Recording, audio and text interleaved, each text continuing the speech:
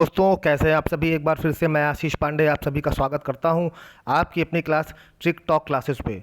जैसा कि हर सब्जेक्ट की इस पे क्लास चलती है, हर वो इम्पोर्टेंट टॉपिक जो एग्ज़ाम में आता है, और मैंने इंग्लिश की क्लास का वादा किया था कि इंग्लिश की क्लास भी बहुत जल्द शुरू करूंगा। तो उसी वादे के क्रम में मैंने सबसे इम्पॉर्टेंट टॉपिक है जो फिगर ऑफ स्पीच है इंग्लिश के लिए, और इसी को अलंकार बोलते हैं हिंदी के लिए, ये दोनों के दोनों कवर करा देंगे सिर्फ एक वीडियो में, क्योंकि एक तीर से करेंगे दो शिकार, और हिंदी इंग्लिश दोनों के अलंकार एक ही वीडियो में धमाकेदार। तो पूरा वीडियो देखिएगा अंत तक, सारी कन्फ्यूज़न दूर हो जाएगी। फिगर ऑफ स्पीच जो इंग्लिश का है और अलंकार जो हिंदी का है, ठीक है। सब कुछ है इसमें, पूरा का पूरा पूरा वीडियो अंत तक देखिएगा। शुरू करते हैं। देखिए, अलंकार हिंदी में होता है ना, जैसे कि आप समझिए किसी भी चीज़ को, कोई भी कमरा है, कोई भी रूम है, उसको हमें सजाना है, उसको हमें कुछ करना है, तो कुछ ना कुछ उसको हम सजाने के लिए उसमें कुछ अलग से चीज़ें लाएंगे, उनको सजाएंगे। तो जो चीज़ें हम लाते हैं जिससे उस कमरे में सजावट आ जाती है, उसको कमरा देखने में अच्छा लगने लगता है। जैसे कि मान लीजिए कमरे को पेंट कर दिया, कमरे में पीओपी करवा दी और सारी टाइल्स लगवा दिया, तो कमरा जो है वो सुंदर हो गया, देखने में अच्छा लगने लगा। वैसे ही अलंकार होता है। जब हम कोई चीज़ अपने भाव को बताते हैं, लेखक कवि अपने भाव को लिखता है, कोई अपने भाव को बताना चाहता है दूसरों को, तो उसको क्या कहते हैं, अलग से कुछ एलिमेंट्स ऐड कर देते हैं जिससे वो बातें और अच्छी हो जाती हैं, सुनने वाले को और अच्छी लगने लगती हैं, है ना। तो जिस प्रकार आभूषण स्त्रियों की शोभा बढ़ाते हैं, ये तो आप लोग बचपन से पढ़ते चले आ रहे हैं, उसी प्रकार अलंकारों के प्रयोग से भाषा में सरलता, नवीनता एवं माधुर्य लेने के लिए अलंकारों का प्रयोग किया जाता है। इंग्लिश में इसी को फिगर ऑफ स्पीच बोलते हैं। उसकी डिफिनीशन है, a figure of speech is a deviation from the ordinary use of words with A view the increasing there effects. मतलब सेम चीज़ हिंदी वाली है कि अगर हम कोई चीज़ बोलते हैं या लिखते हैं, उस पर प्रभाव को बढ़ाना है, उसके इफेक्ट्स को बढ़ाना है, तो उसके लिए हम उसमें कुछ ऑर्डिनरी वर्ड्स का यूज़ करते हैं जिससे वो और ज़्यादा अट्रैक्टिव और ज़्यादा प्रभावशाली हो जाता है, ठीक है। इसकी विशेषता क्या है, importance of figure of speech या अलंकारों की विशेषता क्या है। It enhance the beauty of the writing, it make the sentence deeper and leaves the reader with a sense of wonder, it brings life to the word used by the writer. इसका मतलब ये हुआ कि जो हम लिखते हैं उसकी सुंदरता बढ़ाता है ये, ठीक है। हम जो वाक्य बोलते हैं उसकी गहराई को वो और बढ़ाता है ताकि उसका और ज़्यादा असर पड़ सके जो भी उसको पढ़ रहा है, ठीक। एक जो उसका सेंस आए, वो बहुत ही आश्चर्य आए, उसको पढ़ करके वो एकदम प्रफुल्लित हो जाए, ठीक है। उसके बाद क्या है, दूसरा क्या कहता है, दूसरा ये कहता है कि the figure of speech not only shows the writers intent but also his purpose of using such language. मतलब अलंकार केवल ये नहीं बताता है कि लिखने वाला क्या कहना चाहता है, बल्कि वो बताता है उसका पर्पस क्या है, उसका मकसद क्या है, ठीक है। तीसरा है कि क्या करता है ये, इट एड्स फ्लेवर। जैसे कि हम लोग कुछ खाते हैं ना, तो कहते हैं भैया आइसक्रीम लेने जाते हैं तो कहता है स्ट्रॉबेरी फ्लेवर दे दो, है ना, चॉकलेट दे दो, ठीक है। और भी कई फ्लेवर हम लोग आइसक्रीम में खाते हैं।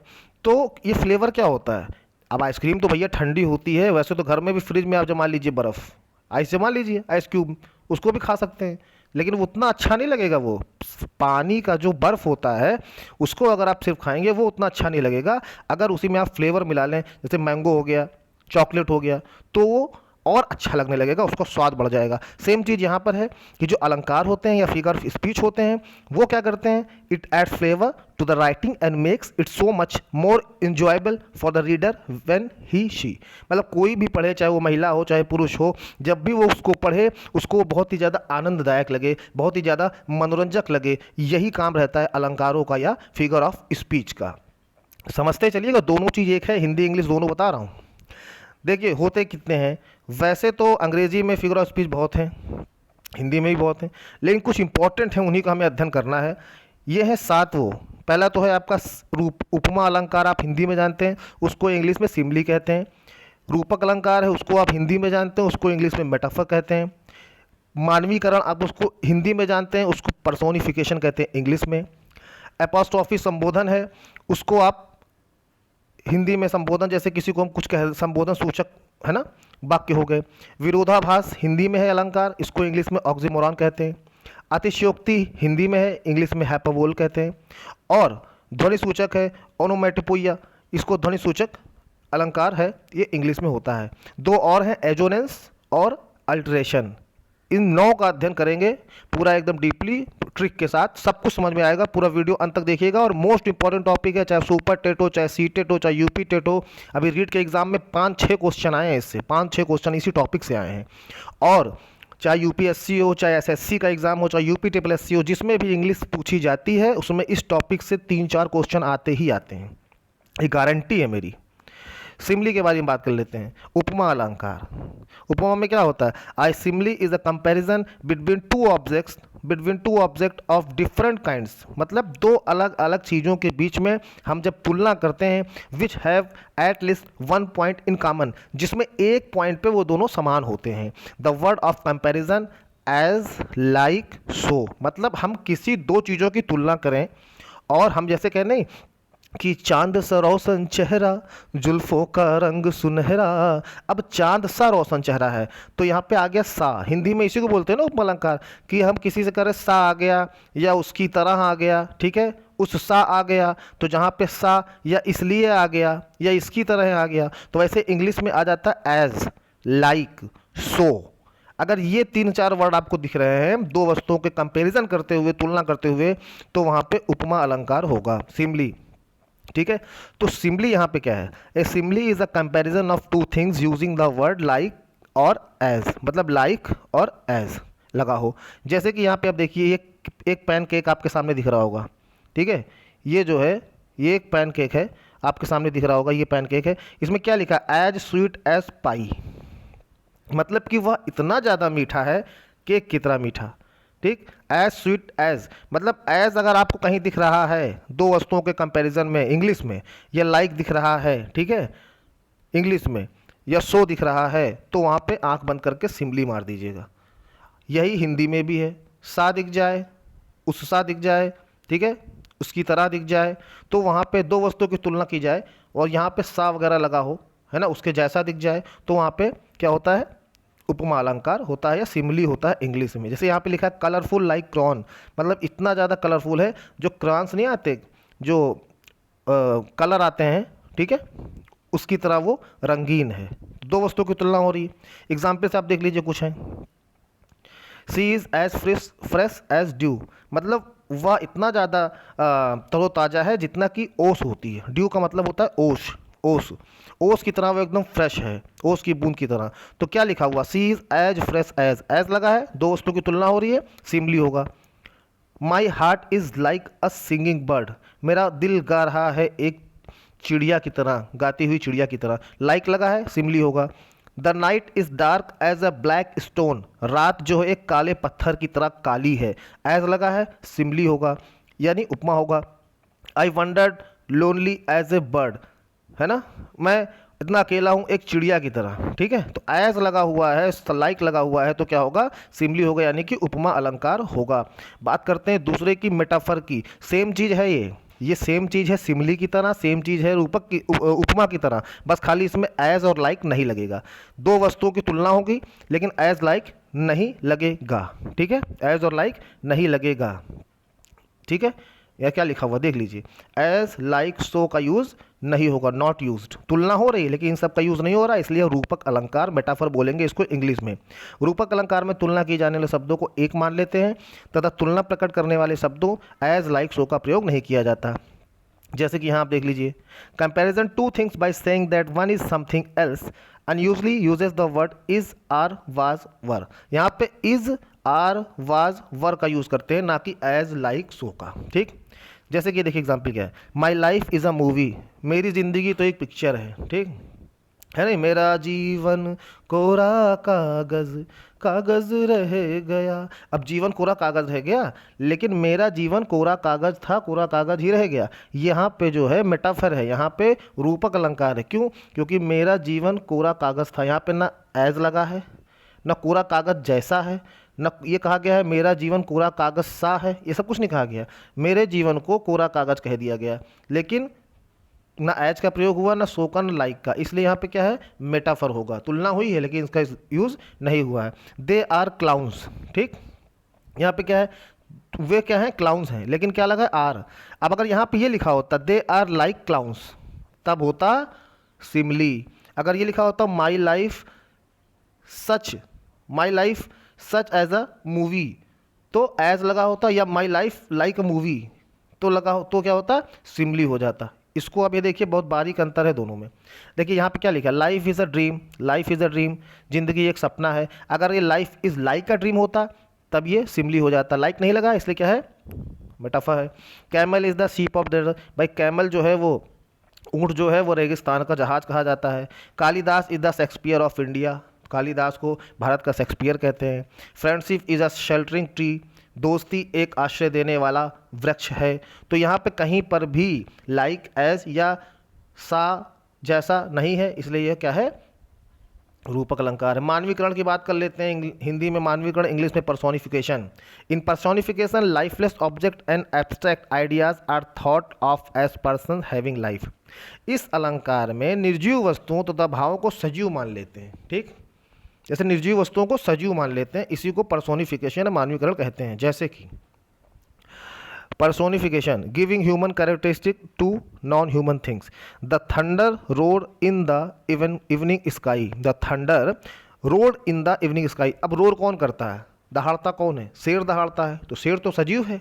यहाँ पे क्या कहा गया, द थंडर, थंडर यानी कि तूफान, यानी बिजली, बिजली जो है वो आकाश में शाम को चमकी और दहाड़ी, तो क्या बिजली दहाड़ेगी, बिजली कोई शेर है नहीं, वो निर्जीव है, लेकिन है क्या, उसको बताया, एक शेर की तरह बताया जा रहा है, उसको एक सजीव वस्तु की तरह बताया जा रहा है, इसलिए यहाँ पे मानवीकरण है। दूसरा देखिए क्या लिखा, the leaves danced across the lawn, मतलब जो पत्तियाँ हैं वो लॉन के में झूम रही हैं, डांस कर रही हैं। तो क्या पत्तियाँ कभी डांस करती हैं, नहीं, लेकिन उनको डांस कौन करता है, इंसान करते हैं, जानवर करते हैं जो सजीव हैं, इसलिए यहाँ पे निर्जीव को सजीव बताया जा रहा है, इसलिए क्या है, पर्सोनिफिकेशन है। यानी कि एक तरीके से आदमी की, ह्यूमन की, हम लोग आप जो करते हैं वो बताया जा रहा है कि पत्तियां डांस कर रही हैं, तो पर्सोनिफिकेशन है, ठीक है, पर्सोनिफिकेशन है। और जैसे कि वो वाला है नहीं कि झूमते झूम घनन घनन घिर घिर आए बदरा, है ना, घन घन घोर, तो ये सब क्या है, ये यही है कि बदरा आए घिर गए, बदरा झूमे, है ना, बदरा, अब बदरा कभी झूमता है, बादल कभी झूमते हैं नहीं, ये पर्सोनिफिकेशन है। एपोस्ट्रॉफी की बात कर लेते हैं, संबोधन की। An apostrophe is a direct address to the dead, to the absent और टू अ पर्सोनिफाइड ऑब्जेक्ट और idea.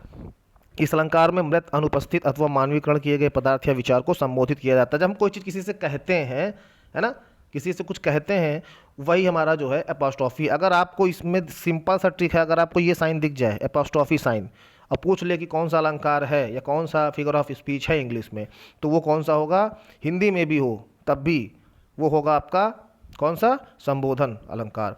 O liberty why are you so dear, ठीक है, लिबर्टी यानी आज़ादी, हे आज़ादी तुम इतनी प्यारी क्यों हो, ये कहा जा रहा है, संबोधित किया जा रहा है। ओ डेथ कम सून, हे मृत्यु जल्दी आओ, अब कौन कहता है, लेकिन हे मृत्यु जल्दी आओ।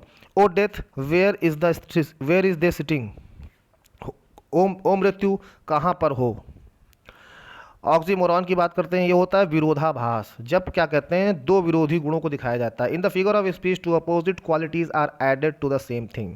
इस अलंकार में दो विरोधी गुणों को दिखाया जाता है, जैसे कि a phrase word two words contradict and don't go together, दो वर्ड एक साथ हैं लेकिन अलग अलग, जैसे कहे ना कि प्यार का दर्द है मीठा मीठा प्यारा प्यारा। अब बताओ भैया, इस लाइन में कवि क्या कहना चाहता है, इस लाइन में कौन सा अलंकार है, तो इस लाइन में यही अलंकार है, विरोधाभास, ऑक्सीमोरॉन। भाई प्यार का दर्द है, अब दर्द भी हो रहा है और ऊपर से क्या कह रहे हैं, मीठा मीठा प्यारा प्यारा। अब बताओ दर्द कभी मीठा होता है, यहाँ पे विरोधी बातें की जा रही हैं, दर्द को मीठा कहा जा रहा है, तो ये क्या है, विरोधी बात है, ठीक। जैसे कि एग्जाम्पल आप देख लीजिए, प्रिटी अगली, अब क्या है, सुंदर भी है और बदसूरत भी है। फ्रेजन बर्न यानी कि ठंडा भी है और गर्म भी है। सॉफ्ट रॉक मतलब कि सॉफ्ट है, कोमल है, और रॉक यानी चट्टान है, टफ है। साइलेंट स्क्रीम मतलब शांत भी है और डरावना भी है ना, क्या कह रहा है, शांत भी है और डरावना भी है। क्लियरली मिसअंडरस्टूड मतलब सब कुछ साफ साफ समझ में भी आ रहा है, और मिसअंडरस्टूड मतलब कन्फ्यूज़न भी है। तो दो वर्ड एक साथ जुड़े हैं और दोनों में विरोधाभास है, मीठा मीठा दर्द, है ना, ये ट्रिक याद रखिएगा। सी इज़ फीलिंग स्वीट पेन मतलब वह मीठा दर्द महसूस कर रही है। लाइफ इज़ बिटर स्वीट मतलब लाइफ कड़वा भी है और मीठा भी है। She is my sweetest enemy, वह मेरा शत्रु है लेकिन सबसे प्यारा शत्रु है। ही इज़ रेगुलरली इरेगुलर, वह रेगुलर आता भी है लेकिन इरेगुलर है। तो बताइए, दो दो चीज़ें कही जा रही हैं, दोनों एक दूसरे के अपोजिट है, तो क्या होगा? विरोधाभास यानी कि ऑक्सीमोरॉन। बात करते हैं हाइपरबोला, अतिशयोक्ति अलंकार की। किसी भी चीज़ को बहुत बढ़ा चढ़ा करके कहा जाना, वही हाइपरबोला होता है। In this figure of speech the things are shown as greater और लेस बेटर और वर्स देन दे रियली, मतलब जो वस्तु रियल में है वो ना बता करके उसकी तारीफ बहुत बढ़ा चढ़ा कर करना, या जो वस्तु जो रियल में है उसकी तारीफ ज़्यादा ना करके उसको एकदम बुराई ही कर देना खूब। तो यही सब सारी चीज़ें आपकी अतिशयोक्ति अलंकार में है। इसका एग्जाम्पल है, I am so hangry I could eat a horse. बताओ, मैं इतना भूखा हूँ कि मैं घोड़ा खा जाऊँगा। तो ये क्या है? ये अतिशयोक्ति अलंकार है, हाइपरबोला है। ठीक है। He is as skin as a toothpick, ठीक है, वो इतना ज़्यादा स्किन है कि टूथ पिक की तरह है। ठीक। तो I am so hungry I could eat a horse, मैं इतना ज़्यादा भूखा हूँ कि मैं जो हूँ खा जाऊँगा क्या? घोड़ा खा जाऊँगा। बताओ, खा जाऊँगा घोड़ा। सी वेप्ट ओशियंस ऑफ टीयर, उतना रोया बेचारा कि जो है उसके आंसुओं से समुद्र आ गया, सैलाब आ गया। बताइए, अतिशयोक्ति ही तो है। Belinda smile and all the world was gay, 10,000 saw I at a glance. ठीक। Rivers of blood flowed in the battle, मतलब खून की नदियां बह गई भैया युद्ध में। क्या है ये? अतिशयोक्ति अलंकार। अभी खून की नदियां तो नहीं बहती ना, खून बहता है युद्ध में, युद्ध होना भी नहीं चाहिए, शांति बनी रहे हर जगह तो अच्छी बात है, लेकिन खून की नदियां तो नहीं बहती। ये सारी बातें क्या है? बढ़ा चढ़ाकर कही गई हैं। क्या है ये? हाइपरबोला है, अतिशयोक्ति अलंकार है। सेवेंथ है आपका ओनोमेटोपिया। ओनोमेटोपिया है ना, तो ध्वनि सूचक है। ये पिया है लेकिन ओनोमेटोपिया है। इसमें क्या ध्वनि सूचक है? In this figure of speech the sound suggested the sense और मीनिंग, ये सिर्फ और सिर्फ साउंड के लिए होता है। ध्वनि किसी जानवर की आवाज़, मधुमक्खी की आवाज़, कहीं पटाखा दगा उसकी आवाज़, कहीं बम दगा उसकी आवाज़, एरोप्लेन ऊपर से गुजर गया उसकी आवाज़, इसकी वो है नहीं रेलगाड़ी, है ना, अशोक कुमार वाला गाना जो है नहीं, रेलगाड़ी बीच वाले स्टेशन बोले रुक रुक रुक और रेलगाड़ी चले छुक छुक छुक छुक छुक। अब ये छुक छुक छुक छुक छुक क्या है? इसमें कवि क्या कहना चाहता है? इसमें कवि यही कहना चाहता है कि ये ध्वनि सूचक अलंकार जोड़ दिया इसमें, कि रेलगाड़ी की जो चाल है वो छुक छुक छुक छुक चलती है। कैसे चलती है? छुक छुक छुक छुक। तो ये क्या है? ये ओनोमेटोपिया है, ध्वनि सूचक अलंकार उसमें का प्रयोग किया गया और रेलगाड़ी की आवाज़ को छुक छुक कह दिया गया। जैसे कि कहते हैं, अरे यार इतनी तेज पटाखा दगा धाएँ से, गोली चली धाएँ धाएँ, है ना, गोली चली धाएँ धाएँ। अब ये धाएँ धाएँ क्या है? अब गोली चली धाएँ धाएँ बोलोगे तो इसमें क्या आएगा? ध्वनि सूचक अलंकार आ जाएगा, ओनोमेटोपिया आ जाएगा। ठीक है। तो इसमें क्या, जानवरों, पंछियों, वस्तुओं की आवाज़ के लिए भिन्न भिन्न शब्दों से दर्शाते हैं, जैसे कि बैंग, बूम, क्रैश, पफ, बिफ, पो, है ना। ये सारी चीज़ जो आवाज़ की बात होगी तो यहाँ पे क्या होगा? ओनोमेटोपिया यानी कि ध्वनि सूचक। जैसे द कैट्स म्यू, बिल्ली म्याऊ करती है। बीज हम, मतलब मधुमक्खी भिन भिनाती है। The snake his in the grass, सांप ने हिस किया। क्या किया? हिस, ऐसे किया। तो क्या है ये? विरोधाभास नहीं है, ये ध्वनि सूचक है। The door opens a bang, दरवाज़ा धड़ाक से खुला, तो धड़ाक से खुला, बैंग साउंड है इसमें, तो ये क्या है? ध्वनि सूचक है ये, ओनोमेटोपिया। जैसे कि कुछ एग्जाम्पल हैं, जैसे रस्टिंग, सूखे पत्तों की सरसराहट। ये इसलिए बता रहा हूँ कि अगर एग्जाम में आ जाए, है ना, कि द लीफ आर रस्टिंग, तो अब आप रस्टिंग समझ ही ना पाए, कुछ और लगा के चले आए, तो समझ लीजिए रस्टिंग का मतलब होता है सूखे पत्तों की सरसराहट। काबूम या बूम का मतलब होता है धमाके की आवाज़। हॉन्किंग का मतलब होता है गाड़ी के हॉर्न की आवाज़। मरमर का मतलब होता है बड़बड़ाना, कुड़कुड़ाना। और कुछ जानवरों के साउंड्स क्या है? जैसे मुंह, यानी कि गाय, गाय करती ना माँ, तो बिल्ली म्याऊ, हिस सांप करता है, भेड़ क्या करती? बा। ठीक, बाबा बाबा ब्लैक सीप सुना है ना, तो बा यही है, भेड़ की आवाज़ है। और एक इंपॉर्टेंट है एजोनेंस, देख लीजिए एजोनेंस, इसमें क्या होता है? जैसे कि this is the repetition of identical और सिमिलर वॉवेल साउंड। जैसे कि वॉवेल साउंड है ना, similar vowel sound, A E I O U, तो वावेल साउंड होते हैं, स्वर का शब्दों का बार बार उच्चारण हो अगर एक ही वाक्य में, तो वहाँ पे एजोनेंस होता है। ठीक है, एजोनेंस होता है। इसका एग्जाम्पल आप देख लीजिए, clap your hands and stamp. यहाँ पे ए देखिए कई बार आया है, ठीक, लेकिन साउंड देखिए क्लैम्प, तो अगर आप क्लैम्प को लिखेंगे तो ऐसे ही तो लिखेंगे हिंदी में क्लैम्प, तो आया क्या आया? एक स्वर क्या आया? आए, क्लय, आए आया। फिर उसके बाद हैंड में क्या आया? हैंड में भी तो ए आ रहा है, ए, ठीक, ए, हैंड में भी ए आ गया, एंड में भी ए आया और स्टैम्प में भी ए आया, यानी कि ए जो है आपका ए साउंड, ए, ठीक, ए साउंड आपका साउंड रिपीट हो रहा है यहाँ पे, ध्वनि साउंड मतलब एक ही स्वर ध्वनि जो है बार बार आ रही है, तो वहाँ पे क्या होगा एजोनेंस। जैसे clap your hands and stamp your feet, जैसे try to light the fire, ठीक, try to light a fire, ठीक, ट्राई में ई है लास्ट में आया, लाइट में आई ई आया और फायर में आ गया, तो ये हो गया आपका एजोनेंस, मतलब स्वर ध्वनि का उच्चारण बार बार हो। जैसे the morning was cold with bold, अब कोल्ड में और बोल्ड में क्या है, ओ है, ओ स्वर ध्वनि है, दो बार आई, एजोनेंस होगा। The morning dew was wet and set, तो वेट और सेट में ए आ गया दो बार, यहाँ पे भी वही होगा। You could taste the spring paste fill the air, अब टेस्ट और पेस्ट दोनों में क्या है, साउंड सेम आ रहा है, इसलिए यहाँ पे एजोनेंस होगा। फील और रील में क्या है, साउंड सेम आ रहा है, इसलिए एजोनेंस होगा।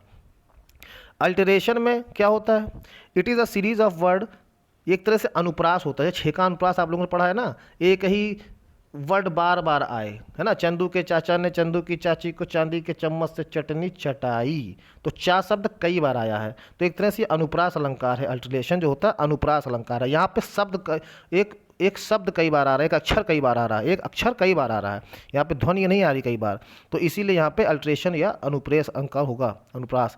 इसका एग्जाम्पल देखिए, the dark dance of death, तो डी आया एक बार, फिर डी आया एक बार और फिर तीन बार डी आया, लगातार डी आया, डी वर्ड आया लगातार, तो यहाँ पे क्या होगा अनुप्रास अल्टरेशन, क्योंकि यहाँ पे एजोनेंस नहीं होगा, क्योंकि डी वर्ड बार बार आया है, कोई साउंड थोड़ी रिपीट हुआ है। डार्क में अलग साउंड आ रहा है, डांस में अलग आ रहा है और डेथ में ए आ गया, तो नहीं, repetition of D sound in dark dance and death, इसलिए ये क्या होगा अल्टरेशन होगा। लाइक अ लकी चार्म, देखो एल यहाँ पे दो बार आया, एक लाइक में एल आया, एक लकी में आया, यहाँ पे क्या होगा अल्टरेशन अनुप्रास होगा। और कंफ्यूज ना होइएगा, एजोनेंस में स्वर रिपीट होता है, जैसे अगर आपको एग्जांपल दिया जाए आप उसको देख लीजिए, clap your hands and stamp, ए स्वर कई बार आया इसलिए एजोनेंस होगा। और यहाँ पे क्या है एक ही वर्ड कई बार आ रहा है डी, तो यहाँ पे अल्टरेशन होगा, ठीक है। यू क्लिंकिंग क्लैंकिंग क्लैटरिंग कलेक्शन ऑफ कैलिजिनस जंक, अब सी कितनी बार आ गया, कई बार आ गया, लगातार आ गया, क्या होगा अल्टरेशन होगा, अनुप्रास अलंकार होगा, ठीक है। तो उम्मीद करता हूँ आपको ये वीडियो अच्छा लगा होगा। हिंदी और इंग्लिश के जो इंपॉर्टेंट अलंकार है इनसे ही क्वेश्चन आता है, गारंटी है मेरी, उठा के कोई भी पेपर आप देख लीजिए, पिछला किसी भी इंग्लिश का पेपर देख लीजिए, अगर फिगर ऑफ स्पीच या अलंकार से क्वेश्चन आए तो इन्हीं से आया है। अगर वीडियो अच्छा लगा हो तो प्लीज़ को खूब शेयर कर दीजिए, सब्सक्राइब ना क्यों सब्सक्राइब कर दीजिए। एग्ज़ाम की तैयारी के हिसाब से इस चैनल पर पढ़ाई होती है, कोई ज्ञाता बनाने के यहाँ सीरीज नहीं चल रही, यहाँ पे एग्ज़ाम निकालने की बात होती है, एग्ज़ाम के हर वो इंपॉर्टेंट टॉपिक जो हैं एग्ज़ाम में पूछे जाते हैं उन्हीं टॉपिक को यहाँ पे उठाया जाता है। तो ये वीडियो अच्छा लगा हो तो प्लीज़ शेयर कर दीजिएगा, सब्सक्राइब कर दीजिएगा। मिलते हैं अगली वीडियो में, तब तक के लिए जय हिंद जय